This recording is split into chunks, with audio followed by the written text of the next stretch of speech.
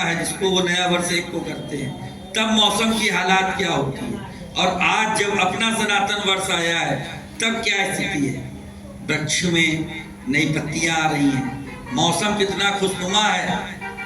और हम लोग तो सूर्य की प्रभात बेला से अब की तो पहली बार कानपुर में एक संस्था के द्वारा, जिसमें संजय कपूर जी का और विजय कपूर जी का बहुत बड़ा योगदान था, मैं तो गया था उस कार्यक्रम का साक्षी बना, अपनी आंखों से मैंने देखा। सुबह जब सूर्य प्रकट हो रहे थे भानु भास्कर, और अटल घाट पर वहां गंगा के पावन तट पर वेद शास्त्री बच्चे वेद का पाठ कर रहे थे, शंख बज रहे थे, इतना रमणीय वातावरण था। वास्तव में लग रहा था कि हम कहीं किसी नव संवत्सर की तरफ जा रहे हैं। आप सबसे भी यही आग्रह है कि आज का समय सनातन को मजबूत करने का समय है, और जो हम सब प्रबुद्ध वर्ग बैठे हैं, हम सबको ये जिम्मेदारी बनती है कि अपने घर में, परिवारों में जो संस्कार कमजोर हो रहे हैं, उन संस्कारों को कमजोर करें। मेरी बात यहाँ पर मौजूद कुछ लोगों को खराब लग सकती है, क्योंकि अब हम लोग डिवाइस पर आधारित हो गए हैं। घर में बच्चे से बात नहीं करते हैं, परिवार के 4 लोग हैं तो एक कमरे के 4 कोने पर आदमी अपना मोबाइल लेके बैठे हैं। जो हमारे प्राकृतिक सीसीटीवी होते थे, उनसे हमारा भरोसा उठ गया है। हम लोग जो आधुनिक सीसीटीवी कैमरे हैं, उनसे सबकी निगरानी करने लगे। अब आप कहें प्राकृतिक सीसीटीवी कौन था, तो प्राकृतिक सीसीटीवी जो हमारे अपने रिश्ते थे, मोहल्ले के लोग, चाचा चाची, ताऊ ताई, भाई भाभी, बहने, पड़ोसी, ये हमारे प्राकृतिक सीसीटीवी थे।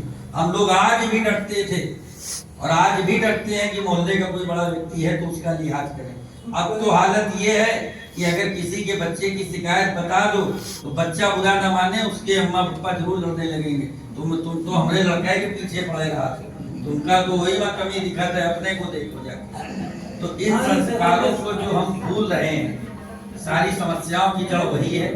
और हम लोग सौभाग्यशाली हैं कि आज की तारीख में अभी तक हमको वो नई पीढ़ी मिल रही है, क्योंकि मैं तो मंदिर आश्रमों से जुड़ा हुआ हूँ। रात में 12 बजे अगर वो डिस्को में जाके नए साल का आगाज करता है, अगर वो जाम को छलकाते हुए वहां पर डांस करता है, तो वही हमारी युवा पीढ़ी सुबह 7 बजे और 6 बजे से बाबा आनंदेश्वर और पनकी के मंदिर में 1-1 घंटे 2-2 घंटे लाइन लगाकर दर्शन भी करती है। तो जरूरत है इस संस्कार को डेवलप करने। हम यहाँ के संचालक बंधुओं से भी आग्रह करेंगे और आप सबसे भी आग्रह करेंगे कि हम लोग एक आदत डालें, हर मंगलवार रात में 8 बजे हम कहीं भी हो, यहाँ तो आपका साधन है, आप अपने साधन में हनुमान चालीसा बता सकते हैं। बाकी लोग चाहे स्टेशन पे हो, चाहे बस में हो, चाहे अपने ऑफिस में हो, चाहे घर के किसी कोने में हो, 8 बजे हम लोग समय देखकर अगर हनुमान चालीसा पढ़ने लगे, हनुमान चालीसा का श्रवण करने लगे, आप निश्चित विश्वास मानिएगा 2 से 3 महीने में आपको अपने फर्क को दिखाई देगा। वो अभी तो मैं घर में आपको पढ़ने को कह रहा हूँ, 3 महीने 4 महीने अगर आप एक समय पर सुनेंगे तो आपके घर के पास का जो मंदिर होगा ना, वहां जाने से आपके कदम आपको अपने आप रोक नहीं पाएंगे। और ये दिन जिस दिन आ जाएगा, सनातन अपने आप मजबूत हो जाएगा। क्योंकि लोकतंत्र का जमाना है, बहुमत के साथ चलता है। जब आप अपना संख्या बल दिखा देंगे तो तमाम समस्याएं अपने आप दूर हो जाएंगी। ये बात मैं इस निश्चय से कह रहा हूँ। एक बड़े पुराने उड़िया संत हुआ करते थे, उड़िया में कथा है कि वो गांव-गांव जो लोग यहाँ गांव से जुड़े हैं, उनको इस बात का एहसास होगा कि हम लोगों के यहाँ जब गल्ला कटता है, अभी भी गांव में कहीं हरिद्वार से, कहीं बद्रीनाथ से साधु संत आया करते हैं।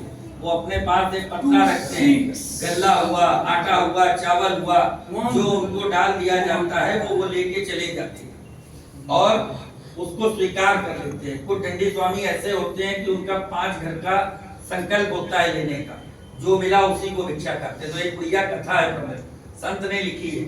गांव में एक संतों का समूह लेने गया, उनका नियम था कि 5 घर की हम भिक्षा लेते, 4 घर से भिक्षा लेते, 5वें घर जब वो भिक्षा लेने गए तो जैसे ही आवाज दी उन्होंने, एक छोटी सी बालिका 4 से 5 साल की वो निकल के आई।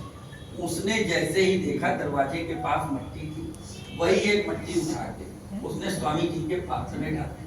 स्वामी जी ने कहा खुश रहो, सौभाग्यवती रहो, तमाम आशीर्वाद।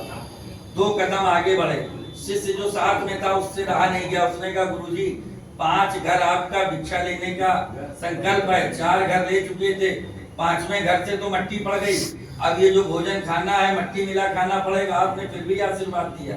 बोले मैंने आशीर्वाद इसलिए दिया कि उस बालिका के मन में कुछ देने का भाव है। आज उसके पास मट्टी थी तो उसने मट्टी दी, कल को जब बड़ी होगी तो जब सामग्री होगी तो हम लोगों को सामग्री देगी। ये सनातन परंपरा चलती रहेगी। और आज अगर हम उसको डांट देते तो उस छोटे से मन में ये बात बैठ जाती कि अगर किसी संत को कुछ देंगे तो वो डांटेगा। तो उसी तरह हम आपसे आग्रह कर रहे हैं कि अगर हम लोग मंगलवार को 8 बजे हनुमान चालीसा पढ़ते रहे तो ये मट्टी रूपी जो आज हम एक अपने घर में बैठकर या चलते फिरते हनुमान चालीसा पढ़ने की बात कह रहे हैं, यही आपके मन में एक ऐसा वृक्ष बनेगा कि निश्चित हम सब अपने आसपास के घर के मंदिरों में जाने लगेंगे और वही दिन हमारे सनातन की मजबूती के लिए होगा। इन्हीं बातों के साथ मैं एक आग्रह करते एक अपनी तरफ से बात बताते हुए विराम दूंगा कि जून के महीने में आप अखिल जी से बात करके कोई भी हमें दिन या समय आप बता दीजिएगा।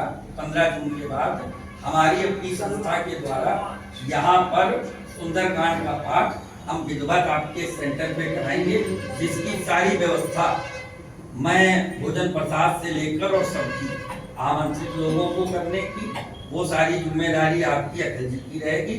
सारी बाकी व्यवस्था हमारी संस्था अंतर्राष्ट्रीय हिंदू सेना करेगी। जय हिंद, जय भारत, जय सनातन।